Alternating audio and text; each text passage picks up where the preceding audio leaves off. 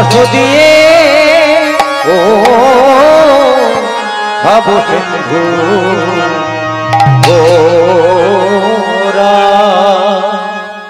গোরা ভাবে রে গতি যায় না না না যায় না বোঝা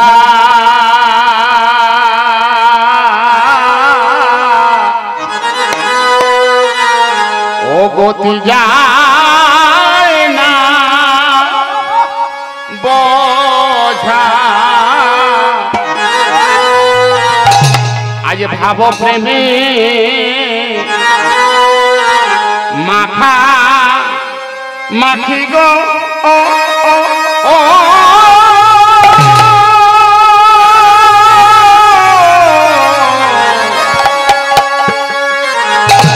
আজ ভাব প্রেমে মাখা মাখি গো ও ও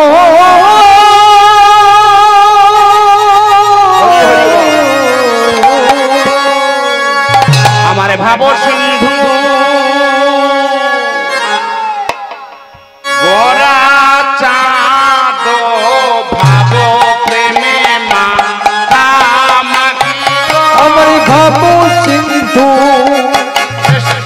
গোরা চাঁদ ভাব প্রেমে মাখা মাখি গো ভাব সিন্ধু হে বাবা হে গোরা চাঁদ ভাব প্রেমে মাখা মাখি আমার ভাব সিন্ধু গোরা চাঁদ ভাব প্রেমে মাখা মাখি গো ছেড়ে বাবা নদে এসে ভাব প্রেমে মাখা মাখি তোমার পুজো ছেড়ে নদে এসে ভাব প্রেমে মাখা মাখি গো ভাবের গড়া রসের গড়া ভাব প্রেমে মাখা মাখি ভাবের গোড়া রসের গোড়া ভাব প্রেমে মাখা মাখি গো সচি মায়ে নয়ন তারা ভাব প্রেমে মাখা মাখি গো সচি মায়ে নয়ন তারা ভাব প্রেমে মাখা মাখি গো কৃষ্ণ প্রিয়া ও বাবা প্রাণে ভমরা ভাব প্রেমে মাখা মাখি আমার কৃষ্ণ পিয়া প্রাণে ভ্রমরা ভাব প্রেমে মাখা মাখি আমার গো ভক্ত মনে বাবা মন তোরা ভাব প্রেমে মাখা মাখি আমার ভক্ত গণে হরি বল মন চোরা ভাব প্রেমে মাখা মাখি গো ভাবের গড়া বাবা রসের গড়া ভাব প্রেমে মাখা মাখি গণ ভাবের গোড়া রসের গোড়া ভাব প্রেমে মাখা মাখি গো ব্রজ ছেড়ে সোনার নদে এসে ভাব প্রেমে মাখা মাখি তোমার বুঝু ছেড়ে নদে সে ভাব প্রেমে মাখা মাখি গো বদনে ভরে সবাই হরি বলে ভাব প্রেমে মাখা মাখি গো মদন ভরে হরি বল বলে ভাব প্রেমে মাখা মাখি গো সঙ্গের ধনিয়া উল্লুখনি ভাব প্রেমে মাখা মাখি গো সঙ্গ ধ্বনি তাই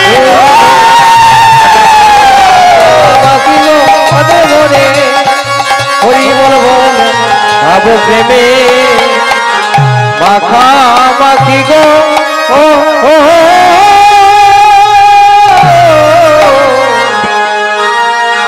ভাব সিন্ধু গোরা আমার গৌরী দ্বিজ মনে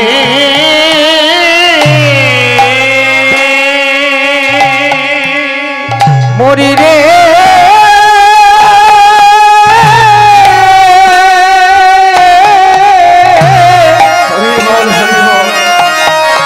হরি রে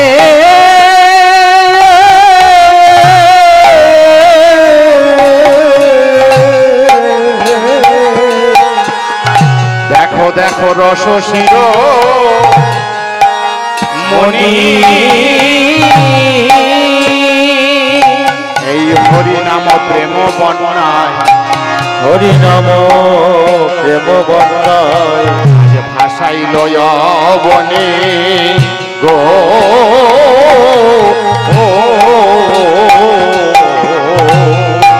আজি হরি নাম প্রেম বন্যায় ভাষাইল বনি ভাষাইল বনি গো ভেসে যায় ভেসে যায় ভেসে যায় ভেসে যায় ভেসে যায় ভেসে যায় ভেসে যায় ভেসে যায় হরি নাম বন্যার জলে ভেসে যায় ভেসে যায় হরি নাম বন্যার জলে ভেসে যায় ভেসে যায় সবাই ডুবিল রে বলে সবাই ডুবিল রে বলে সবাই ডুবিল রে সবে ডুবিল রে সবাই ডুবিল বলে সবাই ডুবিল রে কেউ বাকি রইল না বলে কেউ বাকি রইল না কেউ বাকি রইল না বলে কেউ বাকি রইল না পাপি তাপি উদ্ধারিল কেউ বাকি রইল না কত পাপি তাপি উদ্ধারিল কেউ বাকি রইল না এমন দয়াল দাতা দেখি এমনই দয়াল দাতা দেখি নাই দয়াল দাতা দেখি এমনই দয়াল দাতা দেখি আরে নাই কেঁদে সে দিল রে কেঁদে সেদে দিল আরে রে কেঁদে সে দিল রে কেঁদে সেদে দিল রে গোলকে রে অমূল্য রস কেঁদে সেদে দিল রে গোলকে রে অমূল্য রস কেঁদে সেদে দিল রে সেই তো এসেছে সেই তো এসেছে সেই তো এসেছে সেই তো এসেছে ভাইনি তাইকে সঙ্গে লয়ে সেই তো এসেছে আর ভাইনি তাইকে সঙ্গে লয়ে সেই তো এসেছে বলির যুগে হলো ধন্য যুগ হলো ধন্য যুগ হলো ধন্য এলো শ্রী চৈতন্য বলির যুগ হলো ধন্য এলো শ্রী চৈতন্য বলির যুগ হলো ধন্য কি ভালো ধন্য যুগ হলো ধন্য আবার প্রকাশ হলো আবির প্রকাশ হলো আবার প্রকাশ হলো আবির প্রকাশ হলো আবে সিন্ধু করা যায় আবির প্রকাশ হলো আবে সিন্ধু করা যায় আবির প্রকাশ হলো আবে সিন্ধু করা যায় আবির প্রকাশ হলো আবে সিন্ধু করা যায় আবির প্রকাশ হলো ভাবের প্রকাশ হলো আমি শুধু ভাবের প্রকাশ হলো আজ ভাষায় বলি ও আজ ভাষায়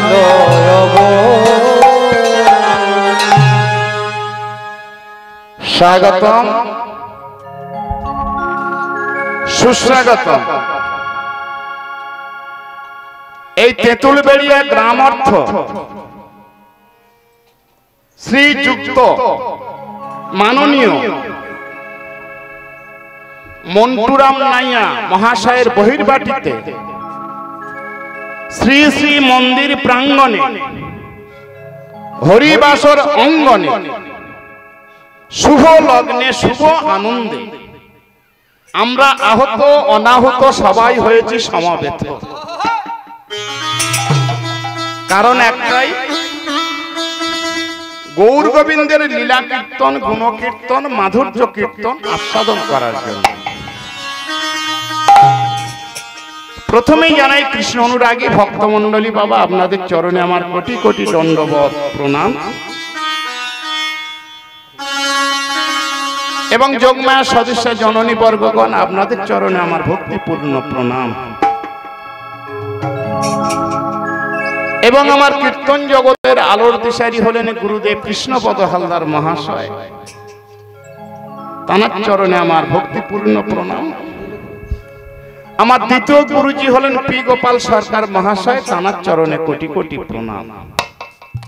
মায়েরা, গুরু কৃপাহি কেবলম, গুরুর কৃপা সান্নিধ্য লাভ হয়েছিল বলে আজকে জগতের সর্বশ্রেষ্ঠ স্থান এই কদম্ব বেদিমূলে আজ আমি উপস্থিত হয়েছি গুরুর কৃপায়। তোমা এখানে শাস্ত্র বলছে জগতের মধ্যে গুরু হলো 3 প্রকার। প্রথম গুরু হলো পিতামাতা, দ্বিতীয় গুরু হলো ব্রাহ্মণ, তৃতীয় গুরু হলো জ্ঞানদাতা ভগবান। আমার সেই প্রথম গুরু আমার পিতামাতার আতুল চরণে আমার ভক্তিপূর্ণ প্রণাম। যে পিতামাতার কৃপায় আজকের পৃথিবীর আলো বাতাস উপভোগ করতে পারছি বাবা, যে পিতামাতার কৃপায় আজকের আপনাদের মতো অগণিত ভক্ত মণ্ডলী ভক্তিমতী মায়েদের চরণের ধুলি আজ আমি আমার মস্তকে পেতে চলেছি। আমার মানব জন্ম ধন্য করার জন্য সেই পিতামাতার আতুল চরণে আমার ভক্তিপূর্ণ প্রণাম। একটা কথা না বললে নয়, যিনি মৃত্যুর সঙ্গে পাঞ্জা লড়ছে তিনি হলেন এই বাসরের নায়ক পিতা মন্টুরাম নাইয়া। এই আচার এই নেই। আমি ওনার কৃপায় ওনার করুণায় এই হরিবাসরে 12 থেকে 13 বছর টানা আসছি। তো ভগবানের কাছে আমরা মঙ্গল কামনা করব, উনি যতদিন ছিল ভালো ছিল, এসেছে ভালো, ওনার যাওয়ার পথটা যেন ভালো হয়, এটাই আমাদের প্রার্থনা। যাক, আজকের এখানে একটা বিষয়, বহু বছর কীর্তন হয়ে আসছে, এবছরও হবে, নামি নামি কীর্তনিয়া আসছে, এবছরও আসবে। আমি দুটি কথা নিয়ে আপনাদের সামনে আজকে উত্থাপন করব। আমি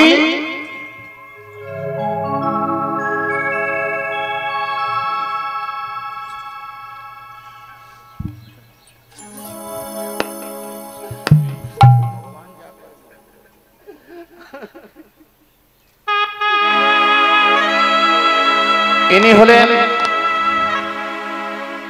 মন্টুরাম বাবুর প্রথম পুত্র পরিতোষ নাইয়া। আপনারা অনেকে জানেন, চেনেন।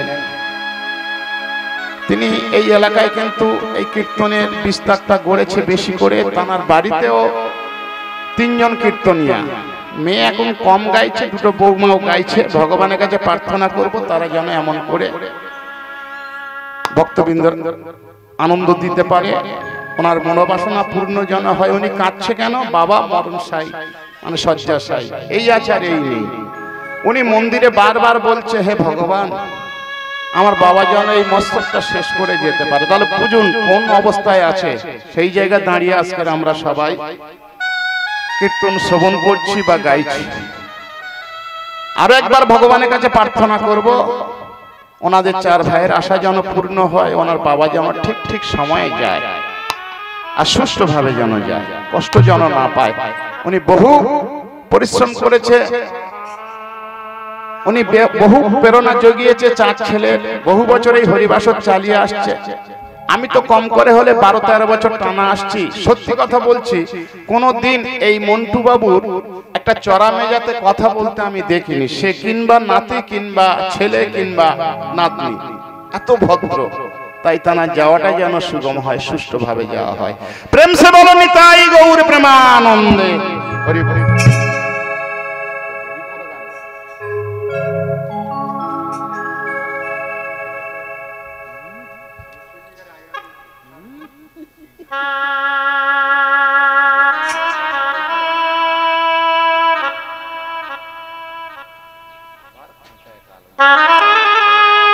হরি হরি বল, হরি হরি বল।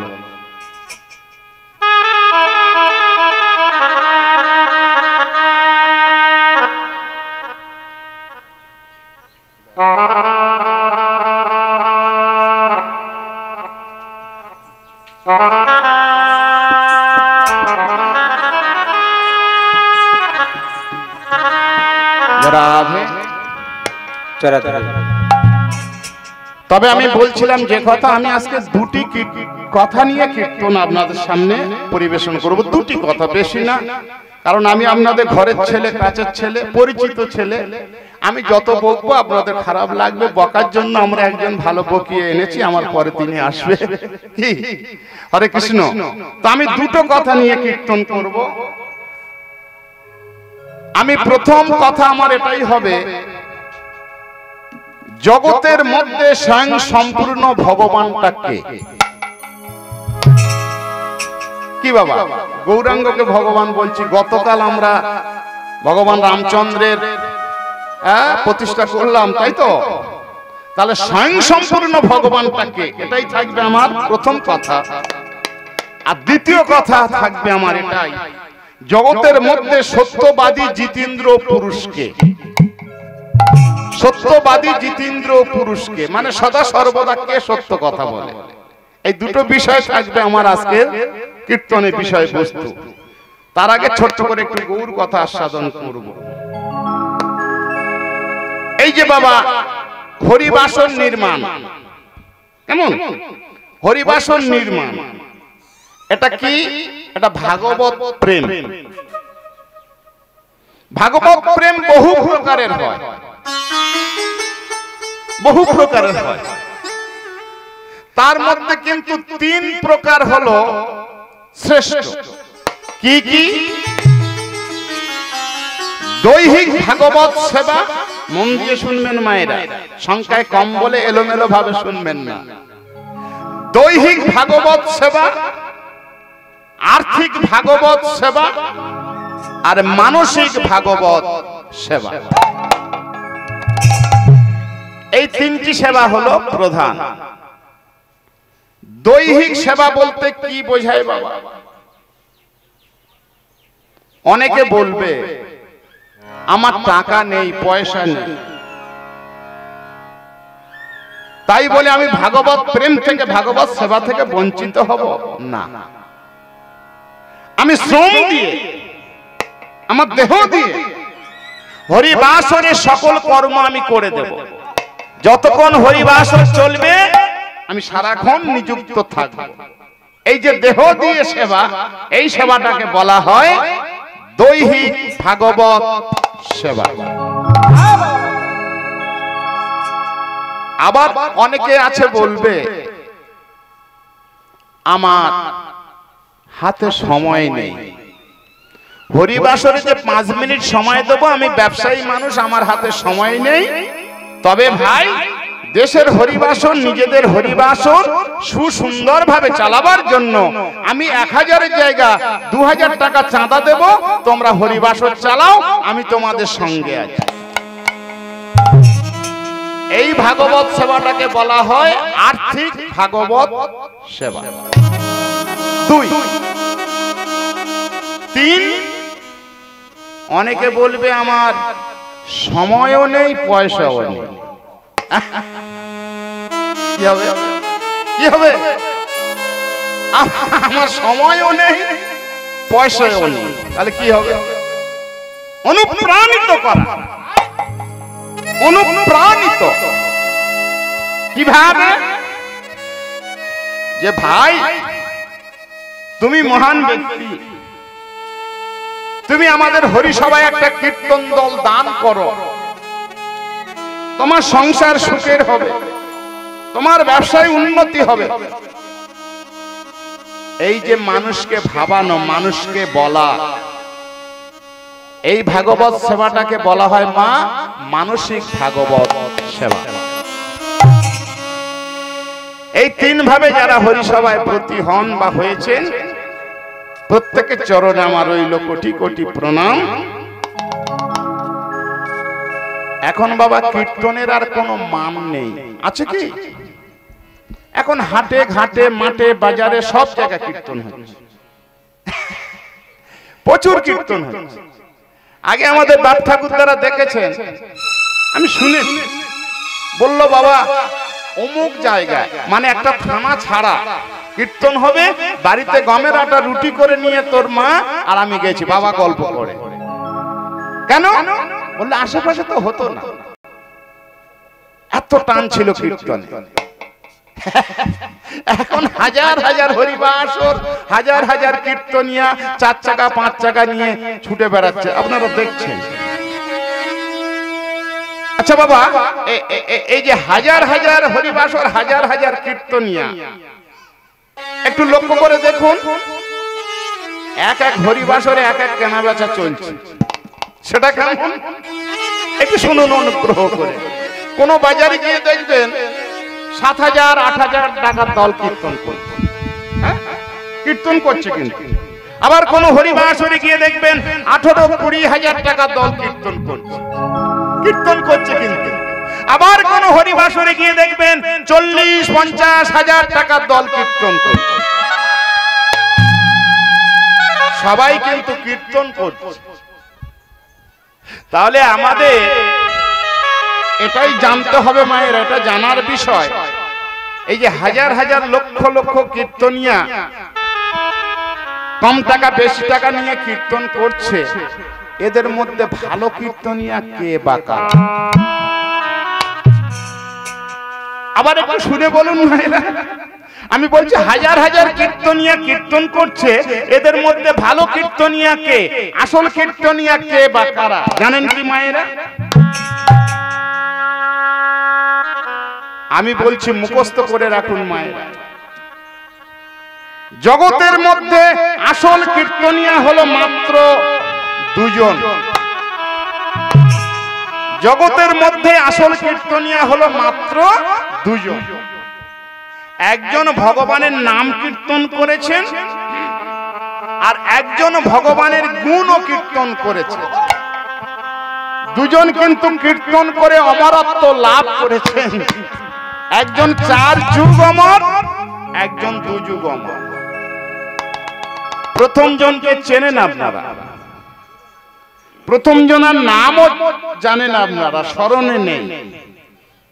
প্রথম জগতের বুকে আসল কীর্তনিয়া হলো বাবা ব্রহ্মার নাদধ্বনি থেকে সৃষ্টি হওয়া দেবতাদের ঋষি, নাম তার দেবর্ষি নারদ।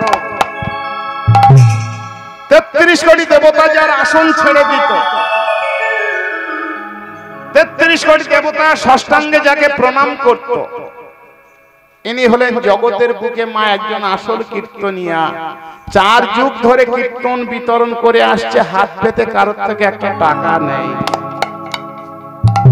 এনার কীর্তনকে বলা হয় নাম কীর্তন। হরে কৃষ্ণ। আরেকজন আছে বাবা, আরেকজন আছে, আমি যাদের কথা বলছি তারা উল্লেখ করেছে যেখানে হরিনাম হবে, হরিবাসর নির্মাণ হবে, কীটাদি কীট পতঙ্গর বেশ ধরে তারা এই হরিসভায় চলে আসে, এই হরিবাসরে চলে আসে। আমরা চিনতে পারি না, আমরা বুঝতে পারি না, কিন্তু তারা আসে। প্রথম জনের নাম বলে দিয়েছি মা দেবর্ষি নারদ। আরেকজন হলেন যার পিতার নাম মহামুনি ব্যাসদেব, তার নাম হলো প্রভুপাদ শ্রীল শুকদেব গোস্বামী পাদ। ইনি জগতের বুকে আরেকজন আসল কীর্তনিয়া। এনার কীর্তনকে বলা হয় গুণ ও কীর্তন, আর নারদমণি কীর্তনকে বলা হয় নাম কীর্তন। গুণ কীর্তন মানে যে পালায়, যে লীলায় গান কম কথা বেশি, সেটা বলা হয় গুণ কীর্তন। আর যে পালায় যে লীলায় গান বেশি আছে, সেটাকে বলা হয় নাম কীর্তন। আমি মধ্যাহ্নকালে পড়েছি, দুটোর মধ্যে থাকবো। কর্তৃপক্ষ বলেছে বাবা কিছু তত্ত্ব কথাও বলবে, তাই বলছি। গান, গল্প, রাগ, অনুরাগ সবই করব। সবার আগে ছোট্ট করে একটু গৌর কথা আস্বাদন করব। এই যে ফুলে ফুলে হরিসভা সাজিয়েছে, এই যে আলোকমালায় সুসজ্জিত হরিসভা, এই যে শব্দের সুন্দর সংযোজন, যিনি এর স্রষ্টা, যিনি এর রূপকার, তিনি হলেন বাঙালির প্রাণ পুরুষ শচীনন্দন গৌর সুন্দর। শ্রীমদ্ ভাগবতে বললেন, যদি গৌরাঙ্গ না হইতো কেমন হইতো, কেমনে ধরিতাম দে রাধার মহিমা প্রেম রস সীমা। এই জগতে নাম মাধুর্য, গৌর মাধুর্য, ব্রজ মাধুর্য জানাই তো কে? চাঁদ উঠেছে মায়েরা। যারা সেবা করেননি যান, সেবা করে আসুন, বসুন, ডিস্টার্ব করবেন না, কেমন? হ্যাঁ, যারা এখনো সেবা করেননি গিয়ে সেবা করে আসুন মায়েরা, এক এক করে যান, আগে তো সংখ্যায় কম। হরে কৃষ্ণ।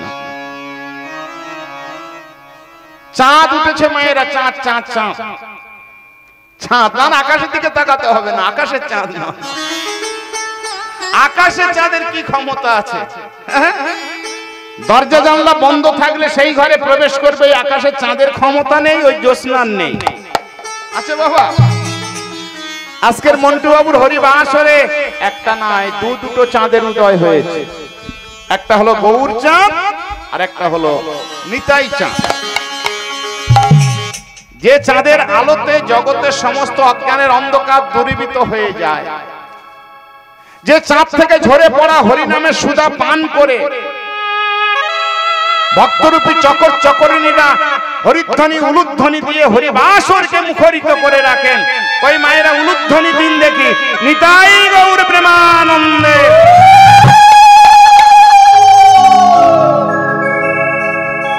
সুন্দর সুন্দর মায়েরা, এখন আকাশে চাঁদ দেখছেন আপনারা? হ্যাঁ কি না দেখছেন? তো এই চাঁদ কিন্তু আগে আকাশে ছিল না বাবা,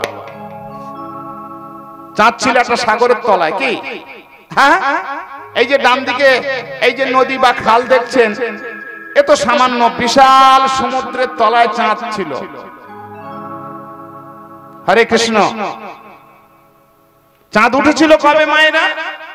সমুদ্র মন্থনের সময়। সমুদ্র মন্থন বোঝেন তো? ঠাকুর মারা বোঝেন। মন্থনটা কি?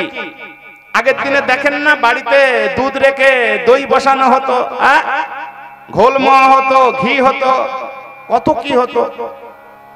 হাঁড়ির মধ্যে একটা লাঠি দিয়ে বেষ্টন করে টানাটানি হতো, একে মন্থন বলা হয়। তেমন একটি সমুদ্র মন্থন হয়েছিল, বিশাল বড় সমুদ্র। কেন? কেন না, ভাই ভাইয়ের মধ্যে ঝগড়া, ভাই ভাইয়ের মধ্যে ক্রন্দল, ভাই ভাইয়ের মধ্যে দ্বন্দ্ব।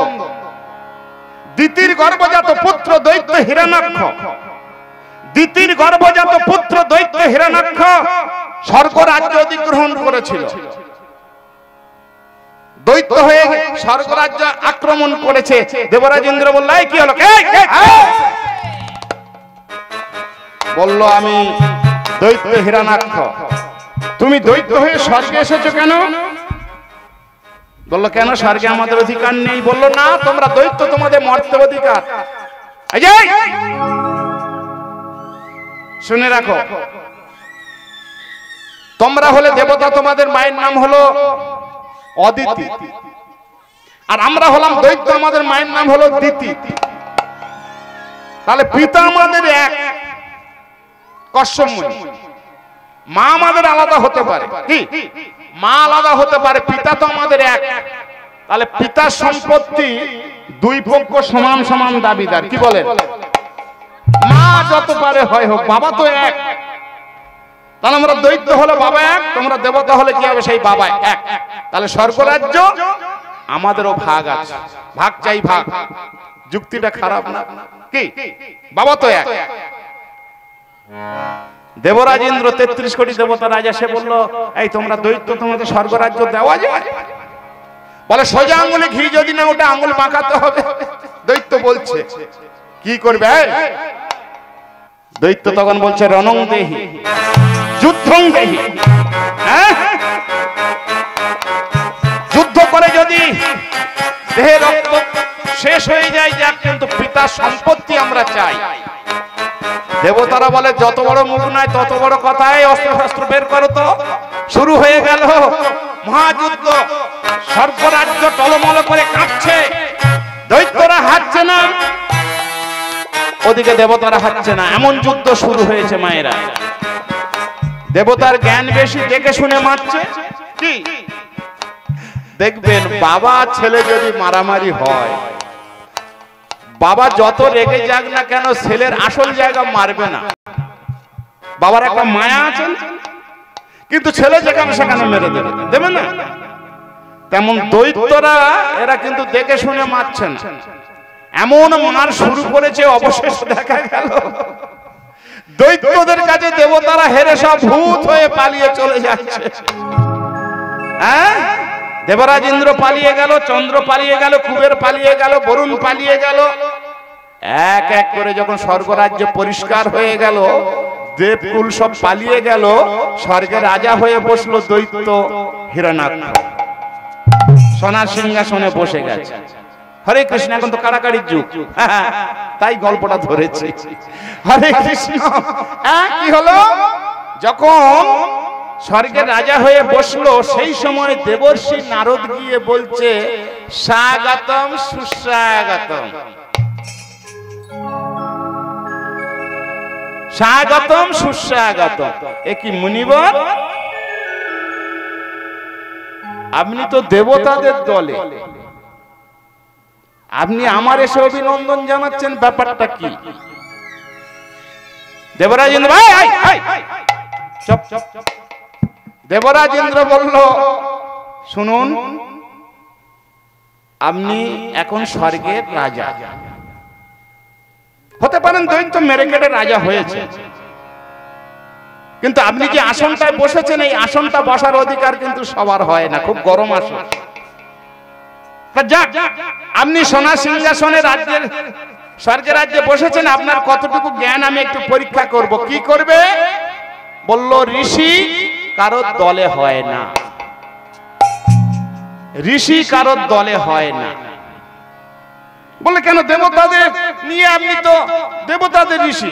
আবার বলে, আমি কারো দেবতার না, দৈত্যর না। ঠিক আছে, ঠিক আছে, আপনাকে বোঝাবার জন্য একটা উদাহরণ দিতে হবে। আপনি তো এখন নতুন রাজ্য পেয়েছেন, সিংহাসন পেয়েছেন, পা দোলাচ্ছেন, মেনকা উর্বশী তিলক তোমাদের নিত্য দর্শন করছেন। সুখের দিন কিন্তু চিরকাল যায় না, এটা জেনে রেখে।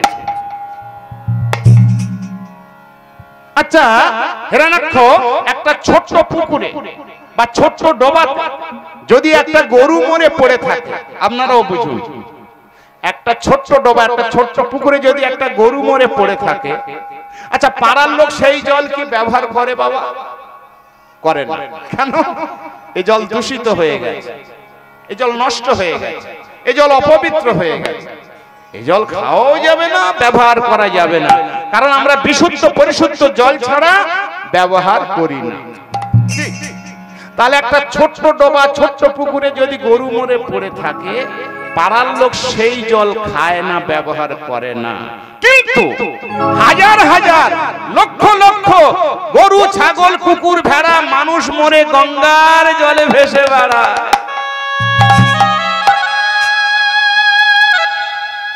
গঙ্গার জল কি অপবিত্র হয় মায়েরা? গঙ্গার জল কি নষ্ট হয় বাবা? প্রমাণ আছে, প্রমাণ আছে। আপনি সাধারণ জল একটা পাত্রে বা একটা বোতলে ভরে রাখবেন, দেখবেন 1 বছর পরে পোকা কিলবিল করছে। কিন্তু গঙ্গার জল আপনি বছরের পর বছর ভরে রাখুন, তাতে কোনো পোকা দেখতে পাবেন না। এটা প্রমাণ সাপেক্ষ মায়েরা, তা শুনে রাখুন। দৈত্য হিরণ্যাক্ষ, গঙ্গা হলো ভগবানের 5 পদ্ম থেকে জন্ম নেওয়া। সে সদা সর্বদা ভগবানের চরণ স্পর্শ করে আছে, সে কোনোদিন অপবিত্র হয় না, হবে না। ভগবানের সঙ্গে তার কালেকশন আছে। হে ভক্তমণ্ডলী, বাবা ভক্তিমতী মায়েরা, এই জন্য আমরা হিন্দু মানুষ যারা, আমরা মারা গেলে গঙ্গায় নিয়ে যাই। কেন বলুন তো? গঙ্গার চরণ পেলে ভগবানের চরণ পেয়ে যাব। কি করে পাবেন? এদিকে তাকান মায়েরা, সব বুঝিয়ে দেব জলের মতো। 440 ভোল্ট কারেন্ট, 440 ভোল্ট কারেন্ট। একজন যদি তারে হাত দেয়, আমাদের আর কারো তারে হাত দিতে হবে না, তারে হাত দিলে কাজ হয়ে যাবে। 440 ভোল্ট কারেন্টে একজন যদি তারে হাত দেয়, আমাদের আর কারো তারে হাত দিতে হবে না, তারে তারে ছুঁয়ে গেলে 100 জনের একই কাজ হবে। তেমন ভগবান হলো 440 ভোল্ট কারেন্ট, মা গঙ্গা তার চরণ ধরে আছে। আমরা হাজার হাজার লক্ষ লক্ষ, আমরা নর নারী যত মরবো, গঙ্গায় গেলে গঙ্গার কৃপায় ভগবানের চরণ পেয়ে যাব। প্রেম সে বলো নিতাই গৌর প্রেমানন্দে হরি হরি বল, হরি বল। তা হিরণ্যাক্ষ, আপনার ভালোর জন্য আমি এসেছিলাম। পাগলে তার ভালো বোঝে, কুকুরেও তার ভালো বোঝে, আর আপনার ভালোর জন্য আমি এসেছিলাম। হিরণ্যাক্ষ বলল, কিসের ভালো মুনিবর, কিসের ভালো? না, আপনার অত্যাচারে দেবতারা স্বর্গরাজ্য থেকে পালিয়ে গিয়ে তারা ক্ষীরোদকুলে ভগবানকে ডাকতে গেছে। আস্তে আস্তে ক্ষীরোদকুলে ভগবানকে ডাকতে গেছে। আর ভগবানের যদি একবার নিদ্রা ভঙ্গ হয়, ভগবান যদি একবার জেগে যায়, আপনার এই সুখ ঐশ্বর্য সব ধূলিসাৎ হয়ে যাবে।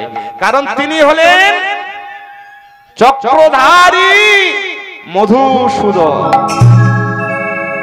এই কথা বলে দেবর্ষি নারদ চলে গেল।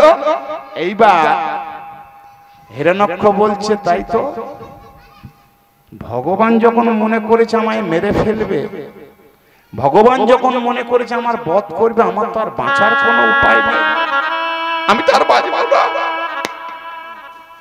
কি হবে এই স্বর্গের রাজ্য, এই ঐশ্বর্য? ভগবান যদি মনে করে আমায় মেরে ফেলবে, আমার আর বাঁচাবার কেউ নেই।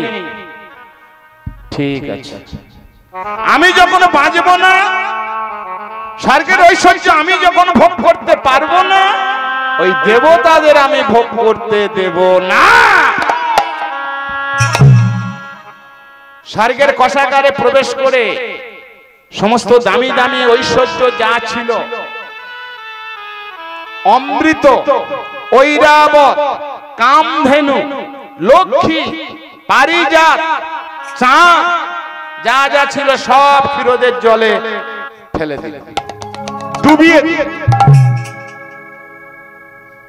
আর ওদিক থেকে ভগবান এইবার ধাবিত হয়েছে হিরণ্যাক্ষকে মারার জন্য, হিরণ্যাক্ষকে বধ করার জন্য। হিরণ্যাক্ষ তখন করেছে কি মা, একটা গুহা গহ্বরে গিয়ে লুকিয়ে পড়েছে, গুহার মধ্যে, গর্তের মধ্যে লুকিয়ে পড়েছে, ভগবান যাতে না বুঝতে পারে, ধরতে পারে, মারতে পারে। ভগবান গুহার কাছে এসে ভাবছে, হিরণ্যাক্ষ তো এবার আমাদের বড়বাবু এর একটা আশীর্বাদ দিয়ে রেখেছে। বড়বাবু মানে ব্রহ্মা, মেজবাবু তো বিষ্ণু, ছোট বাবু হচ্ছে মহেশ্বর। বললো আমাদের বড়বাবু এর তো একটা আশীর্বাদ দিয়ে রেখেছে, এর কারোর হাতে মৃত্যু হবে না, তাহলে হাত দিয়ে মারা যাবে। তাই ভগবান করেছে কি মা, একটা বরাহ মূর্তি রূপ ধারণ করেছে। বরাহ চেনেন তো, শুয়োর, ছোটবেলা বলে শোর, আর দুটো মুসল বেরিয়ে গেলে বলে বরা। ভগবান বরাহ মূর্তি রূপ ধারণ করে গুহা গহ্বরে প্রবেশ করেছে। ভগবান শুয়োরের রূপ ধরলো কেন না, শুয়োরের তো কোনো হাত নেই, চারটে পা, ও তো হাত দিয়ে মারা যাবে। এইবার গুহা গহ্বরে প্রবেশ করে হিরণ্যাক্ষকে বধ করে রক্তারক্তি প্লুত হয়ে রক্তে স্নাত হয়ে যখন বেরিয়ে আসছেন ভগবান, দেবতারা ষষ্ঠাঙ্গে বললেন, ধন্য ধন্য ভগবান, ধন্য, আপনি আমাদের বিপদ মুক্ত করেছেন, ধন্য। কিন্তু এখনো একটা বিপদ হয়ে আছে। ভগবান বললেন, আবার কি বিপদ, আবার কি বিপদ? বললে, আপনি হিত রাজ্য ফিরিয়ে দিয়েছেন, কিন্তু রাজ্য পরিচালনা করবার জন্য যে সম্পদগুলি প্রয়োজন, সে মৃত্যুর আগে হিরণ্যাক্ষ সব ক্ষীরোদের জলে ডুবিয়ে দিয়েছে। তা ভগবান বললো, এগুলি সব উদ্ধার করো। তা দেবতারা বললো, কি করে উদ্ধার করবো, সব তো জলে ডুবে গেছে। তখন ভগবান বলল, সমুদ্র মন্থন করো। এত বড় সমুদ্র, এপার থেকে ওপার দেখা যায় না, ক্ষীরোদ সমুদ্র, এ মন্থন করব কি করে? এ দণ্ড পাবো কোথায়, মানে লাঠি পাবো কোথায়? ভগবান বলল, জাথা লাঠি হবে না, মন্দার পর্বতকে এনে স্থাপন করতে হবে। মন্দার পর্বতকে স্থাপন করো। মন্দার পর্বত স্থাপন করব, ওর বেষ্টন করে টানবো, দড়ি পাবো কোথায়? ভগবান বলল, মরা দড়ি হবে না, জ্যান্ত দড়ি প্রয়োজন। দড়ি হলো বাসুকী নাগ, বাসুকী নাগ